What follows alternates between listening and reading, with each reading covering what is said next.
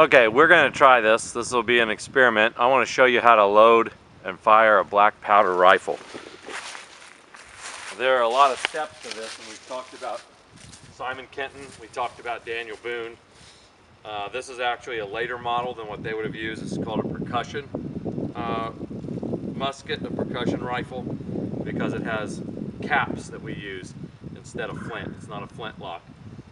This is a 54 caliber Hawken rifle, more like the mountain men would have carried in the 1870s and 1880s, but it's still the same kind of process for loading and reloading. And the first thing I'd want to show you, what I have here is called a possibles bag, and everything that I could need, anything I could possibly need to fire my gun, I would have in here, including my powder.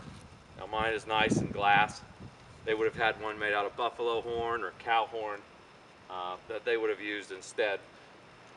And what I need to do is measure out how much powder I'm going to shoot. And it's called grains. That's what we weigh it in. And I have done this before. I know that up to this part is 25 grains each.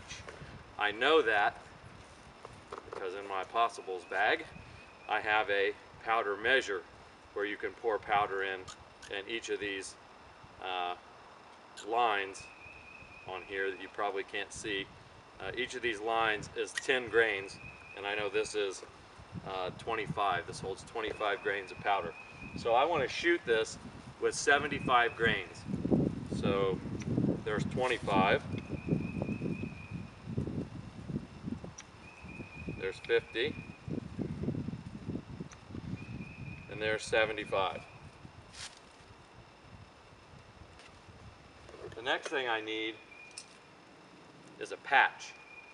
The patch makes compression inside the barrel so that the gunpowder that I just poured in will actually explode. So I can do this one of two ways. This is kind of a thick cotton, so it's hard to get a patch going in here with a ball. I'll try it, and if it doesn't work, I'll have to try something else. Shooting a 54 caliber round ball out of here. And I think I just lost a few into the leaves.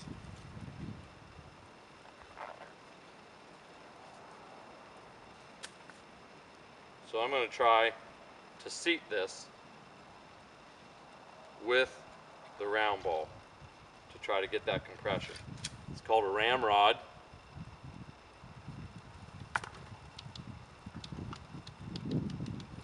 It's a little too thick.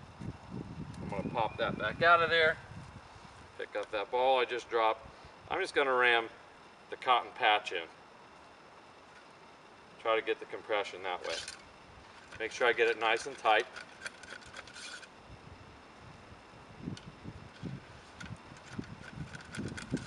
Didn't work so well. I had the patch up there towards the barrel. There we go.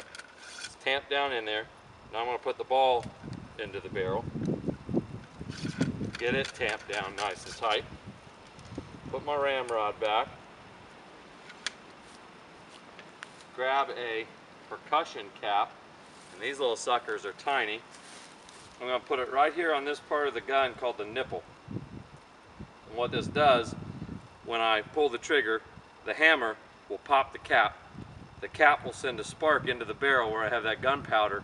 Because of the wadding and because of the ball, there's compression in the barrel, and it'll fire the projectile that direction. There's two triggers. One sets the hair trigger, and the other actually fires. Now imagine doing that when you have someone running towards you screaming because they want to kill you, because they want to scalp you, because they want to end your life, and doing it fast. A good marksman can do that 3 times in 1 minute. And if you remember, Simon Kenton and Daniel Boone were able to do that on the run. Now I'm sure they had some quick loading methods, and I'm sure they weren't exact on their powder. When they would have poured in a powder measure, they would have just guessed. They would have done it enough, they would have known exactly how much powder they were pouring in. They also had flintlock rifles instead of the percussion. So back here, instead of dealing with the little percussion caps, what they were dealing with was a piece of flint and something called a frizzen. And they had to get another kind of powder, so they would carry 2 powder horns. The smaller powder horn was finer. They would put the powder in there that when they would pull the trigger, the flint would hit the frizzen, it would spark the fine powder, shoot the powder into the barrel, and then fire the weapon. I'm not sure exactly what they would have used as a quick loading kind of tool, but they would have had to have something quicker than what I just did, because if I were in a gunfight just now, I would have been dead a long time ago.